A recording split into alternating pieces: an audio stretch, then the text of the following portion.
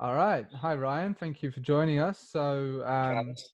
For the viewers, we've got a pretty special show for you guys. You're going to have a presentation on COVID and all things outside of the mainstream perspective. It's going to go pretty deep. So, Ryan, yeah, if you'd like to introduce yourself a little bit. Hi, my name's Ryan. I'm a graphic designer in my day job, but I also like to look into non-mainstream ideas and something I've probably been doing for 15 to 20 years, really. And so when the pandemic scare happened and the lockdowns, I've been continually shaking my head and because this is a subject just to do with health, uh, disease, infectious disease in general. It's something I've been looking into for years, and really from people saying online about things about the AIDS epidemic. That's where it started with me. Mm-hmm. I heard rumors online that people were saying, "Yeah, that's AIDS is a hoax," and for a time I was like, oh, I don't know what they mean by that, but I'll look into it later. And then eventually I said, okay, I'm going to start looking into this because I keep seeing this online. And I did start looking into it, and it just got me into all sorts of areas that are very outside of the mainstream. And now that we're in this lockdown situation, uh, this information is more important than ever, just about Mm. infectious disease in general and what's known as the germ theory of disease. Yeah, what we take for Yes, granted is supposedly is the what is fact regarding germs. It's yes. very interesting.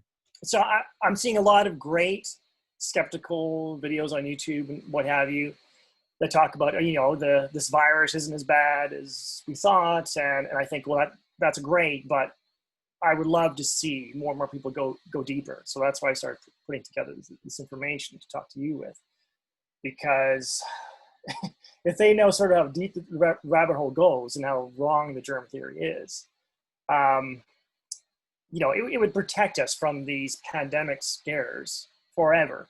And that's where I'd like to see Mm. us go. Yeah. I mean, this is a terror threat that could be used over and over again to be used as a weapon. I mean, the way I see 2020, I do wonder if this is World War III and that this is a new form of warfare that we haven't encountered. I mean, think about the difference between the Napoleonic Wars, First World War, Second World War. Like, think how war advanced, Mm-hmm. going from cavalries to tanks to war in the air, then there's nuclear weapons, and you think, well, Where next? yeah, where next? It's so much of it is psychological warfare now, and Absolutely, information war. information war, and it's so sophisticated that the most population don't even know we're in a war. They know That's something's yeah. wrong. They know something's wrong, but I mean, that's the way I view it. That we are in a war. This is a global war. You might as well call it World War III. It's more about information, and yeah, these pandemic scares could be continually rolled out until we learn that there is nothing to be afraid of with these pandemics. We'll continually be terrorized. So that's why I want to get into this information. Absolutely. Perfect timing. I think just as it seems we've got Wales just going back into a lockdown supposedly for Yes. only 2 weeks as they're claiming. So the first one hasn't really ended yet, and that was supposed to be for 2 weeks.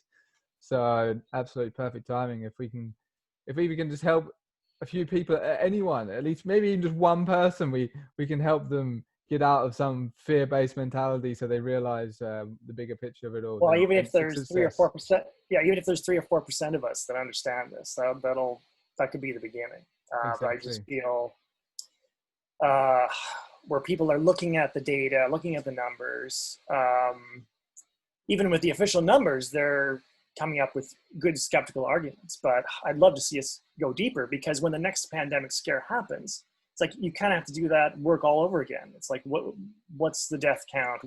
How bad is this virus?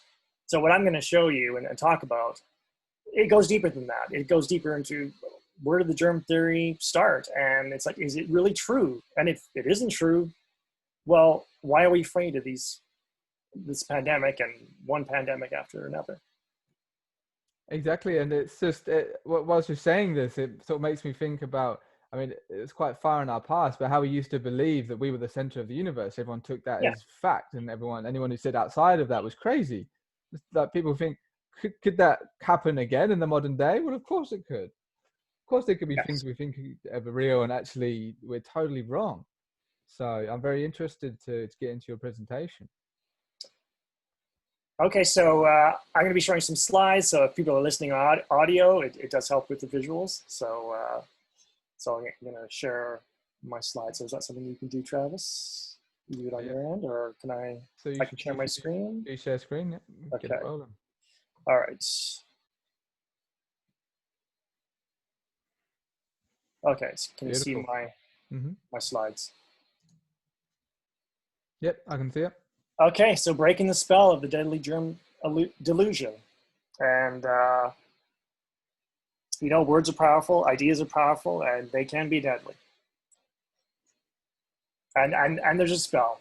I think you were talking about that in our Telegram group recently, Travis, about Spells. Yeah. spells and the belief that magical thinking, or the belief in magic is something from the past and it doesn't exist anymore. But maybe some of those old ideas of magic aren't there, but it doesn't mean there still isn't a form of magic going Absolutely. on, and And black magic. the bad guys, our enemies, however you want to call them, they for sure know this. They still know They how know the it, occult world works. and to some demographics, they say, "Oh, don't look into that occult stuff. That's scary, devil Yeah. worship stuff. Don't look into any of that." And you think, well, some of that tells you how mind control works and how mass mind control works. Okay. So how could the germ theory of infectious disease be wrong? So here are two giants from the 19th century that are the basis of our current understanding of germ theory. And back in the 19th century, there were a lot of different ideas floating around. There was a competition of what was true, and these two gentlemen, Robert Koch and Louis Pasteur, it was really their theories, their ideas that won out, and we follow their ideas today about, even though some of them have been modified, they're basically considered the fathers of germ theory. So you may ask, hasn't this already been proven by science? It's kind of sounds amazing for someone to question this at this point, 150 years later. But hasn't history proven it with diseases like smallpox, polio, influenza? And I'm sure we all have personal experience of, it's like, well, I think I caught a disease from someone in my household or someone at school or someone at work. That seems to prove that germ theory must be true. So I'm going to go over some evidence of some cracks in the germ theory. So hot topic right now, medical masks. Oh, They yeah. don't prevent infections. And as you'll see, I've gone to some of the mainstream scientific literature, the studies that have been done. So we're going to go over that a bit. Failed infection attempts in human studies, and there haven't been many. You can imagine that it's usually seen as unethical to intentionally make someone sick. So that's why, there's not too many studies to find. Germ apocalypse, decades of failed predictions. And I'm old enough now to remember a lot of them where we were all going to die, and we all didn't die. And modern medicine is now our #1 killer. I'm going to talk about that as well. That sounds incredible, but I'll go over some of the papers. Excellent. Sounds interesting. So the masks, so what I'm showing you here is, like, I've gone back to the primary sources of some of these mainstream scientific journals, the kind of tests they do, because you can imagine that most doctors and research scientists, they would go into this thinking, okay, which mask is better than another? We really want to find out. They go into assuming, well, masks must work. We've been using them for a long time. But is this mask better than that mask? Or even wanting to know how much better is a mask versus a non-mask? So this is going back to the 70s, where the conclusion of this study was they had no effect at all inside the operating room. And I was surprised by this myself. Just studies saying not just nurses wearing them in the hallway, but in the operating room even. So no effect on infections. Jump to the 2000s, and recommendation: surgical masks should no longer be considered mandatory for anesthetists and non-scrub staff during most surgical procedures. So, as you'll find in some of these studies, they still err on the side of caution about, we should probably still use them a bit, but when they do the testing, it's like, well, we didn't really get much of a benefit. Mm-hmm. So we're probably going to say, yeah, it's not mandatory for everyone. And of course, there's lots of studies out there that say, yes, they are effective, especially like the N95 masks. But we really shouldn't have any of these mainstream studies saying they don't work. Like it should be repeatable across every study if they work. Like why are we having some of the studies that say they don't work? So that's it. lost for thought, because of course the scientists go into these studies with a bias. They expect to find a good effect, and sometimes they find it, but why are they sometimes not finding any benefit? Sometimes it's yeah, N95 masks are better. Sometimes they're the same as surgical masks. Sometimes they find no significant difference between no mask and N95 and surgical, which yeah, would surprise me the first time I went through this.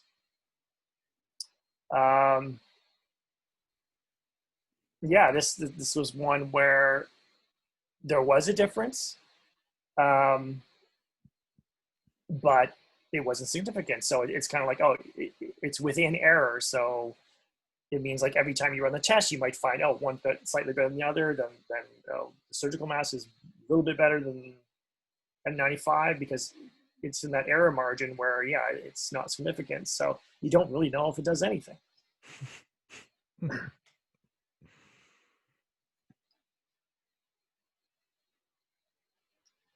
Oh, there we go. Straight up. Yeah, there's little evidence to support it. So this was trying to check people who got the flu, and little support for evidence. They just couldn't find it. This study's established a conclusive relationship between mask respirator use and protection against influenza infection. So, you know, this is these are all done in hospital settings. So it just shows that some doctors over the years have just said, well, yeah, why the evidence doesn't support this? Do we really need to keep wearing these?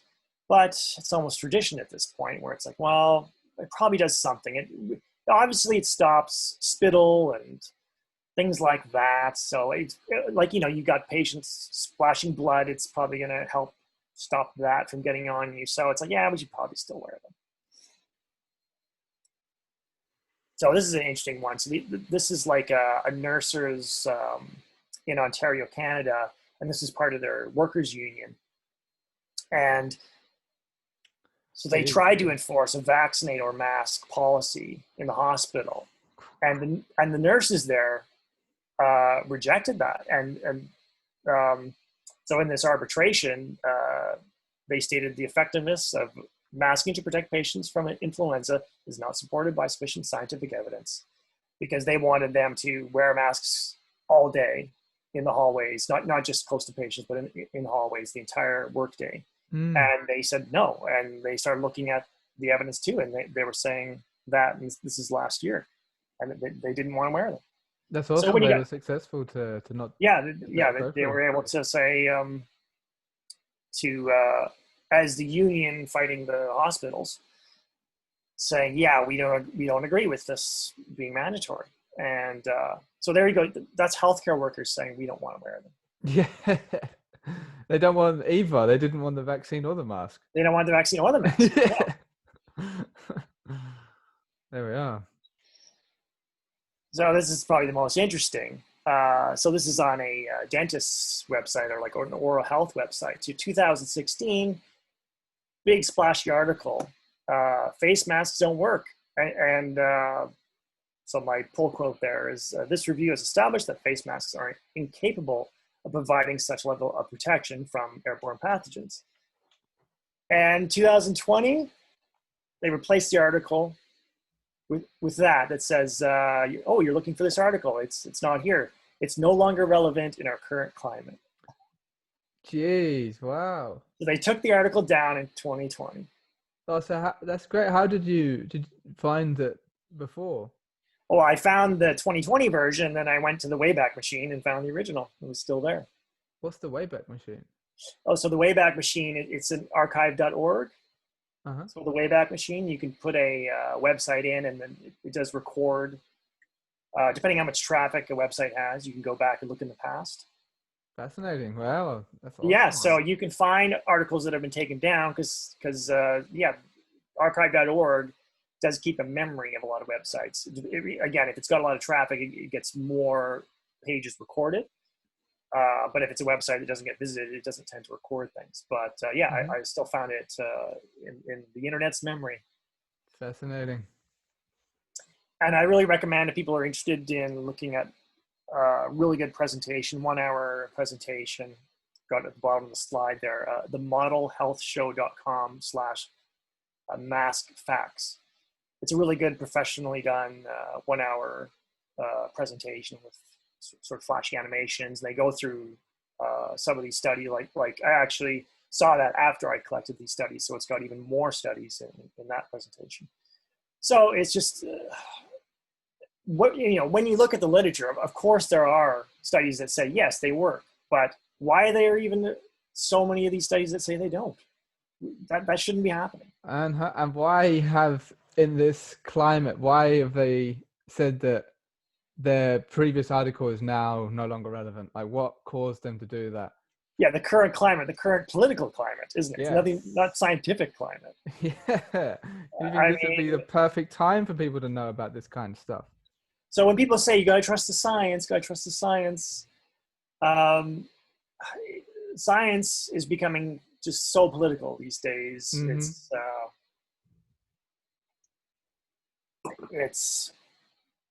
It's getting harder and harder to find scientific reporting that's honest. But isn't the joke something like a patient goes to ask the doctor about COVID-19? He says, well, I don't know anything about politics. Yeah, exactly. That's a political virus. Yes.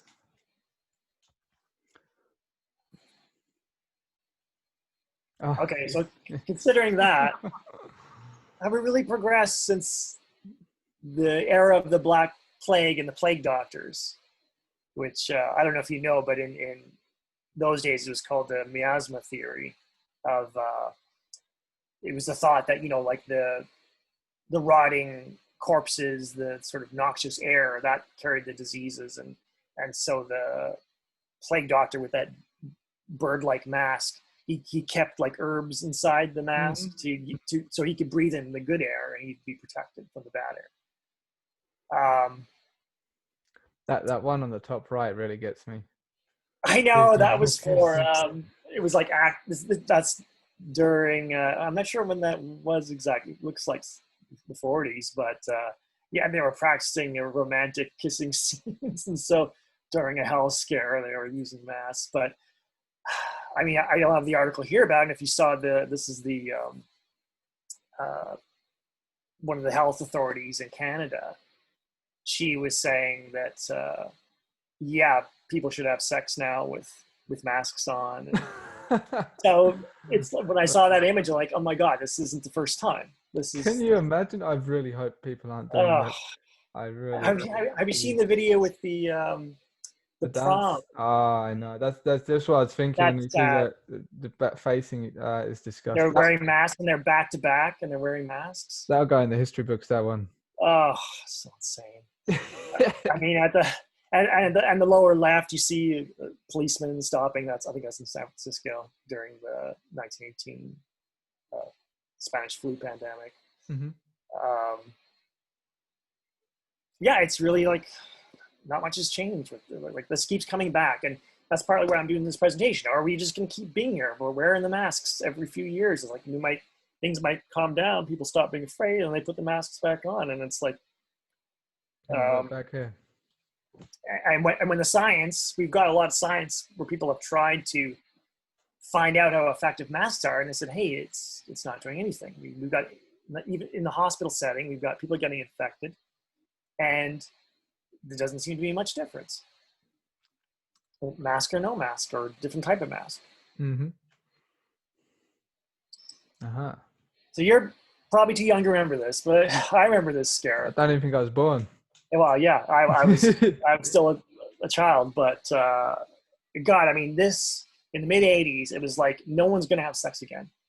That was the fear. It's like, oh my God, we're sex is over. It's like, and millions and millions are gonna die all around the world from AIDS. It was a huge scare. So it reminds me a lot of this COVID scare where everyone's gonna die.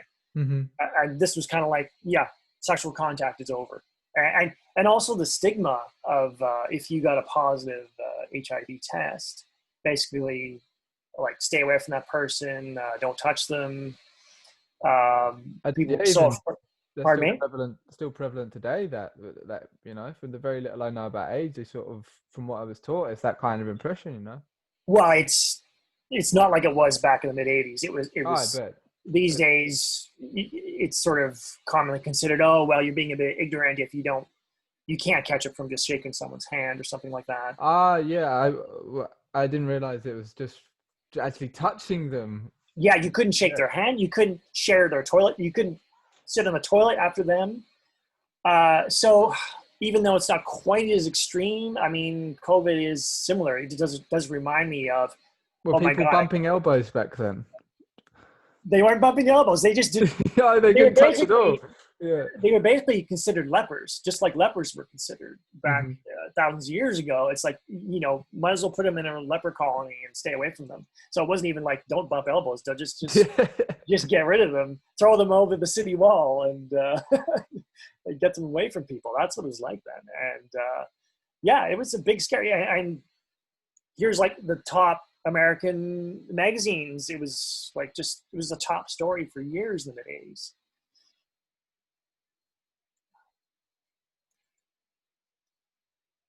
So, like, as I said about human studies, I've only got 2 here because, as I said, they're kind of rare. So to intentionally make someone sick is considered unethical. So you're not going to tend to find a study where they, okay, well, this group we made sick, this group are healthy, and then we compare the difference. Usually those are never done. It's considered too unethical.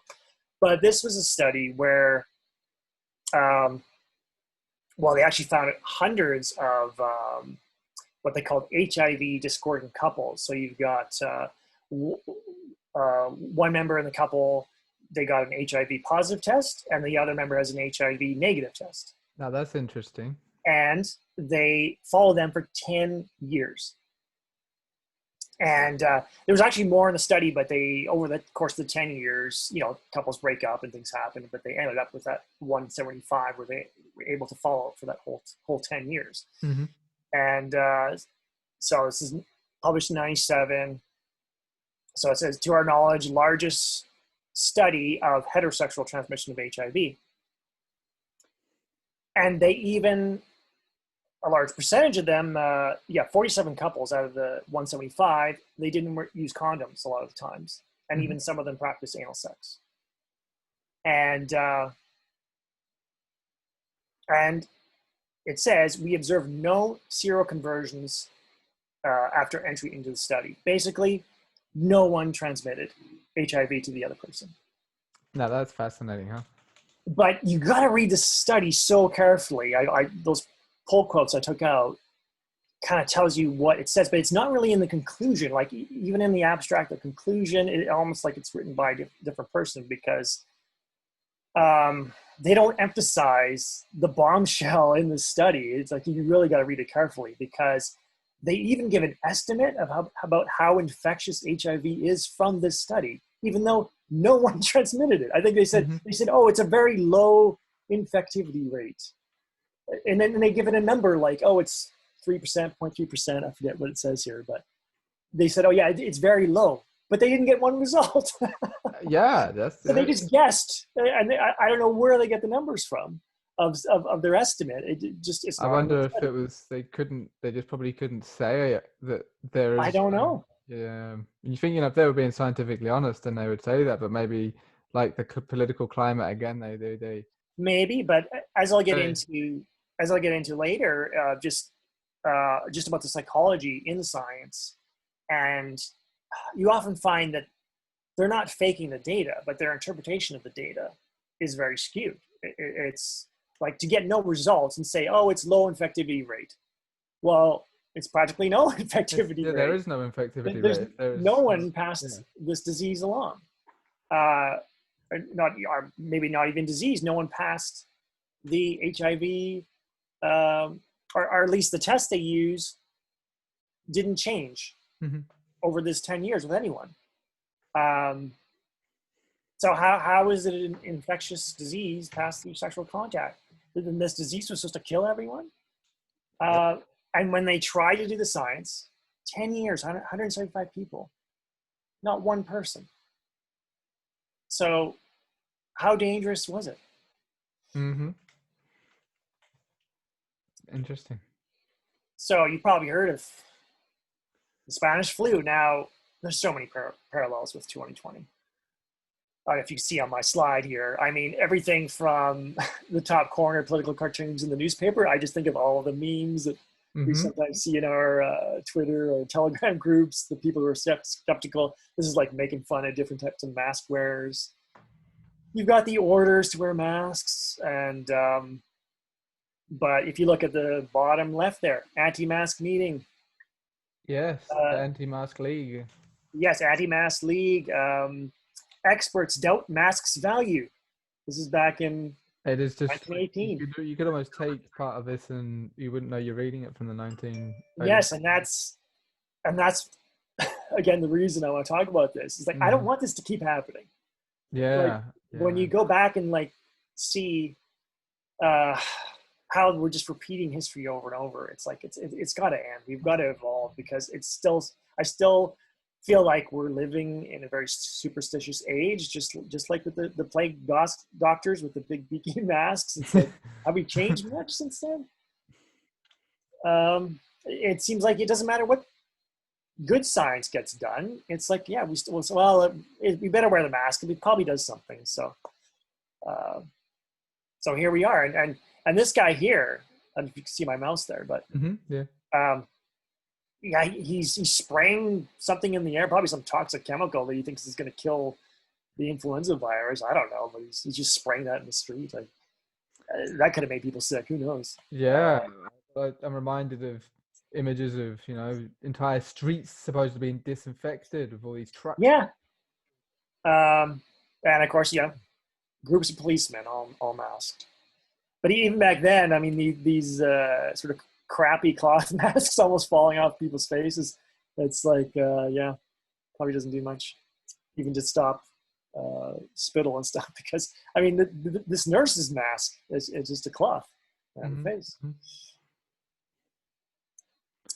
So you can sort of see how the Spanish flu was so big. I mean, there's a wild difference in the estimates of how many people died. Like we've got 17 million to 100 million. So, I mean, that kind of shows you they didn't have a good methodology for determining who died from influenza. I mean, you get with that huge range. I mean, it's the biggest Anyone's guess, yeah. Yeah, I mean, obviously, a lot of people died. Yeah. Between those years, 1918 to 1920, and they was probably like coronavirus, where everything gets attributed to it because it's sort of the fashionable disease. It's given a name, and anyone who dies gets called, well, that person died of flu. And but you see, it was a lot of people did die. That's a fact, and things like the Asian flu, Hong Kong flu from the 50s and 60s, those were much bigger than coronavirus.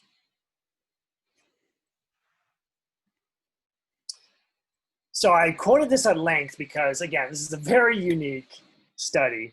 And you can see in the original paper, it's less than 3 pages long from a medical journal. And although it doesn't say it in the study, I think, like, it mentions these are members of the U.S. Navy doing this study. And I read another book. I couldn't find corroboration for it, but it said that these might have been disciplined prisoners, or not prisoners, but people in the military who were court-martialed, and they're kind of in military prison. And it's like, okay, well, if you do these studies, we'll let you out of prison early. I think I heard maybe that's why they submitted to these studies, because they're pretty crazy. So basically, doctors in a few areas, this is on an island near Boston, they tried to get the Spanish flu to spread to other people. And they couldn't get it to spread to anyone. And they did a lot of crazy tests. So, can I zoom in here? Yeah, okay. I've quoted this at length because it's quite amazing what they did.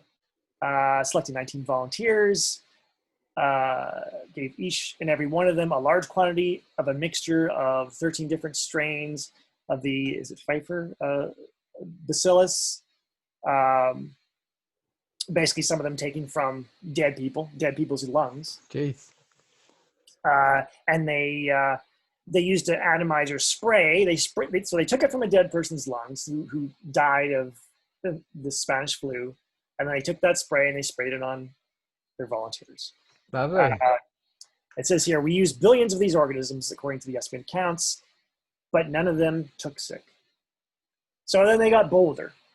And they said, okay, well, let's take mucus from someone who has the Spanish flu. And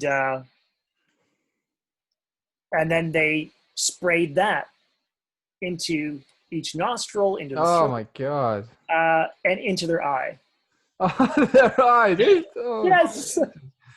So again, these guys must have been desperate to get out of whatever trouble they were in, because again, this is why these human studies are very, very rare and hard to find. This is an interesting one. But of course, you see how many people died. I'm sure the scientists at the time were desperate to understand how this worked. Yeah. And so they said, well, yeah, we got to figure this out. So and this often happens is, people in the military aren't always just cannon fodder on the battlefield, but they get subject to medical testing. I can't remember the name of it now. I think it's about 10 years ago. There was an amazing documentary done about the what do you call them? Like the psychological pharmaceuticals that they were just dumping them on U.S. soldiers, which is insane because many years ago, they very much controlled what they ate and they couldn't be on any drugs. It's like they had to be alert. And then there were just so many soldiers were on like 10 of these medications. Can you remember when that was? I think it's about 10 years ago, that documentary. I've got it somewhere, but it's just another example of testing vaccines or drugs on soldiers because, once they join the military, their body is signed over to the state and they can't say no without being punished. So, I'll continue this. So after that spray, the snot spray in their face, in their eye, in their throat, it says none took sick.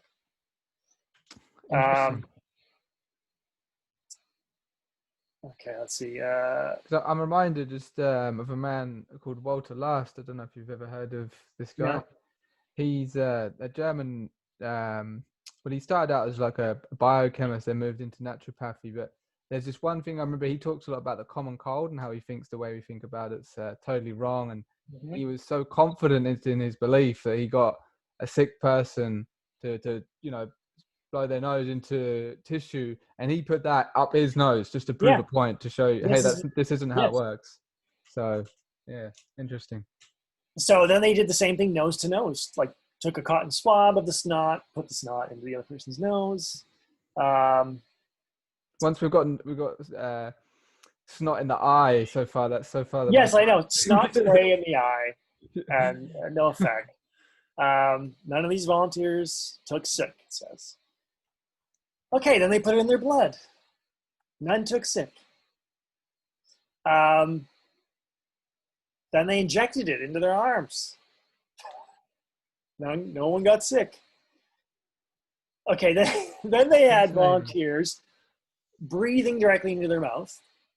So what does it say here? It says, at the end of 5 minutes, the patient breathed out as hard as he could while the volunteer muzzle to muzzle, like, I don't know if that means they had, yeah, they had something around their faces so the particles wouldn't escape, but they just were breathing directly in the mouth with something around that.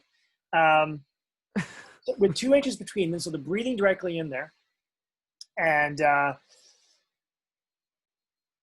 they did this faithfully in all instances. Then they would cough 5 times directly into his face. And on and on and on. Okay. It says, and some of them they've been sick for 3 days. They were watched carefully for 7 days. The people who weren't sick, none of them took sick. Coughing directly into their mouth, breathing directly into their mouth, didn't get sick. Then it mentions this doctor knew another doctor in San Francisco that was doing similar tests, negative results. And they end with, perhaps, if we have learned anything, is that we're not quite sure what we know about the disease. Yeah, if we learned anything, we know nothing. They just ended with, like, we can't transmit this disease from one person to the next. That's fascinating, eh? And, I don't think that test is ever going to be done again. No way. I don't think so. I mean, even if you aren't worried about the transmission of the disease, it's like, do you want to, who's going to volunteer for this again? I'm sure if you paid some people enough money, they might. Yeah, maybe. Yeah, you think I'd pay them enough. Get the money. So, almost 50 years. I mean, AIDS is a complicated one because AIDS in Africa, I won't go too much into the AIDS story, but it's a different definition of the disease in different countries. So the African version of AIDS is not the same AIDS in Europe or the US. So even though you see like, oh, there's fairly large numbers of people in Africa dying of AIDS, and you'll find that with a lot of diseases that they'll say, oh yeah, it affects people in third world countries for some reason more than not. Does that mean, the viruses know the map and they something like that? Uh-huh. But so you'll still see fairly large AIDS numbers in Africa. But as far as these other scares, go back to the Ebola scare. I was talking to a friend of mine at that time who was just really freaked out about the Ebola being a weaponized, like a bioweapon virus, and it was going to come over to the United States, used in the US. And so he really worried about that. And I told him, it's like, well, I'm not worried as long as, not in Western countries, because as long as we have good sanitation and good, decent diets, I'm not too worried about Ebola taking hold in the Western country. So it's like, it didn't worry me, even if there was some fiddling in some lab somewhere. I wasn't personally concerned about it because I've done this kind of research. Yeah, but it shows you how powerful, like, knowledge is literally power, how this can help It in is. life. It is. So tens of millions of people were supposed to die with these diseases. They didn't. So why does the medical establishment keep this going? Why do they keep getting it wrong? It can't be good science if all the predictions you make fail. Mm-hmm. You got the science wrong. So rule of life, we are cursed to repeat the lessons unlearned. And that's what I'm worried about is after the COVID scare settles down, is there going to be another one in 5 years? Yeah. I mean, you kind of see how these scares are getting closer and closer together. Like roughly. They used to be further apart, but they seem more frequent. Yeah, definitely. Especially in the past 10 years. Yeah.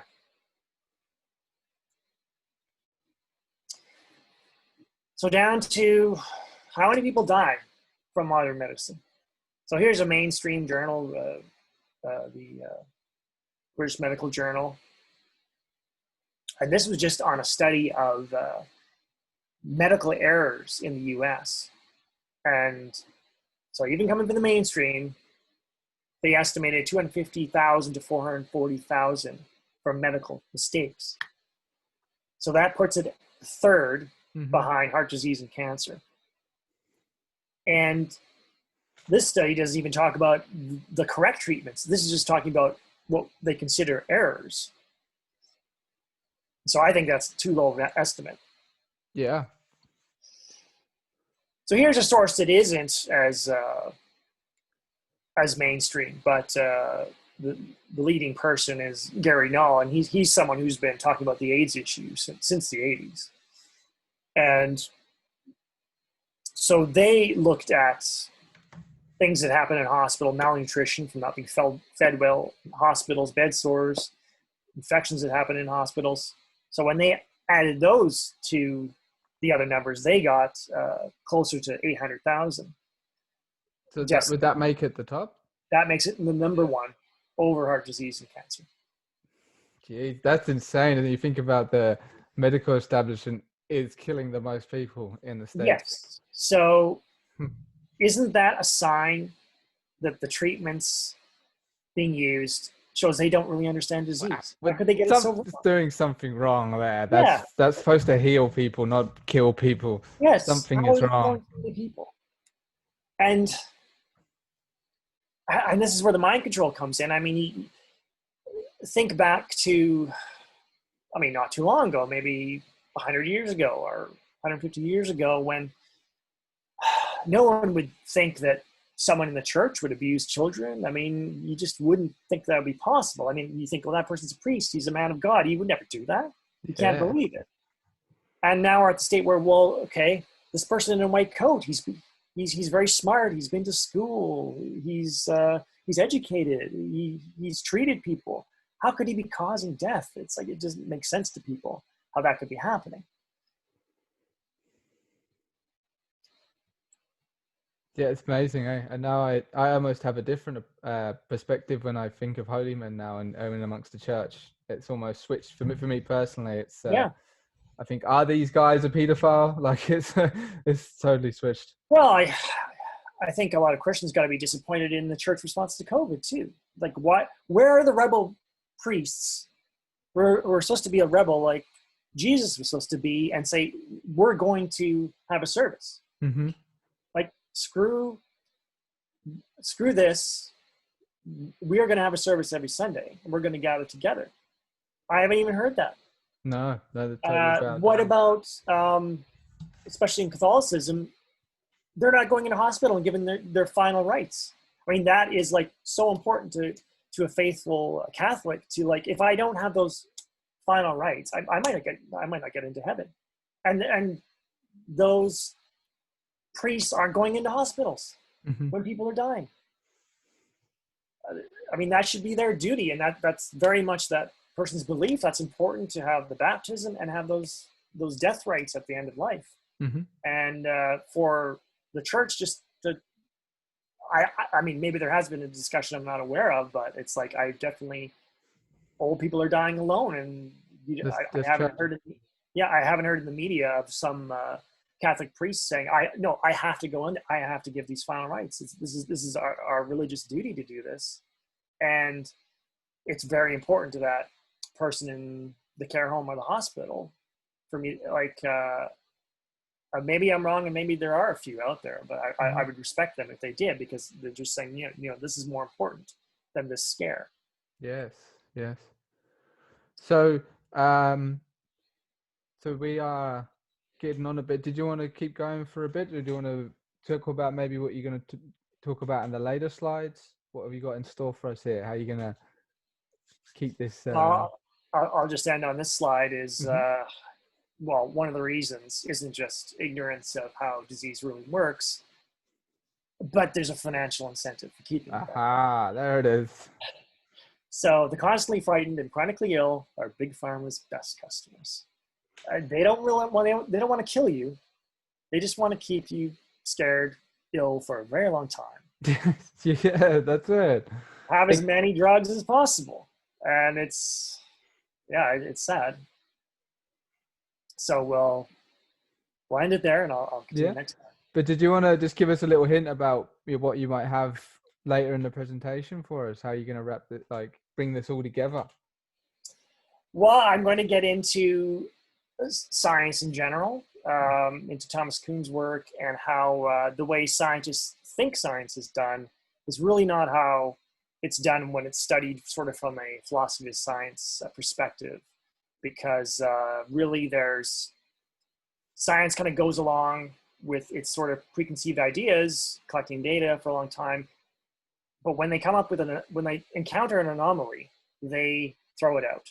They think it's a mistake. Mm-hmm. Yeah. So science doesn't tend to self-correct until there's a big scientific revolution, and it can be very swift and kind of uncomfortable, violence. Well, violent, I mean, there's battles that go on between science, and it's definitely coming to a head in this COVID situation. Yeah, you can see if there's a bunch of scientists saying one thing and a bunch of are saying the other, and the government always seems to listen to the ones that always want the lockdowns. Exactly. So when the discarded pile or the anomalies pile gets higher and higher and higher and higher, eventually it can't be ignored. And I think we're getting to that period. I hope we are, so that change can happen. Yeah, and like you say, I mean, how this would be a benefit to people, so we don't fall into this cycle again. We can actually use this COVID, this whatever it is, to break out of this cycle of being scared of. Exactly. Like we are frightened people, superstitious people still. I want us to get out of this. Absolutely. Well, yeah, that's great, man. So we'll continue this again. It's been very informative. I'm really enjoying it. I'm sure everyone listening will be as well. So we'll keep it going. I can see we're not even a third of the way through, and you said you still might have some more to add on. So I'm very excited to see how it's going to go. Also, next in store, I'm going to sort of take some of the beliefs that are sort of in the culture one by one, because if I just present what I think is really going on, it's not going to sink in. I have to carefully tease those beliefs that you've just picked up in the culture, because if you never examine them, you just assume they're true. You just get, it's like being programmed, which I'm not saying is a bad thing. It's not necessarily about mind control, but it's just things we take for granted is real. Things we take for granted, and it's like if society was working properly as it should, and people were honest, growing up as children, it's like it's great to not have to redo the work of your ancestors. It's like just getting handed down the wisdom. Yes. If it was working properly, and you wouldn't have to go back and overturn all the previous knowledge. But that's kind of what we have to do, and I'm going to be going over these things one at a time, because if we don't go over it slowly, methodically, you might still have questions, or even I found myself that I've still had those beliefs subconsciously until I put them in the light and looked at them carefully. And then I realized that program was still in me, still controlling my thoughts and actions, but I didn't realize that it was until I slowed down, examined it carefully, and realized, hey, I was actually holding two contradictory ideas in my mind. And now that I see them contradicting each other, I've got to throw one out, because a contradiction is another word for untruth. Excellent. Well, I'm very excited to see what you have in store for us. And thank you for this. Looks like you put a lot of work into this. See you next time. Okay. Bye-bye.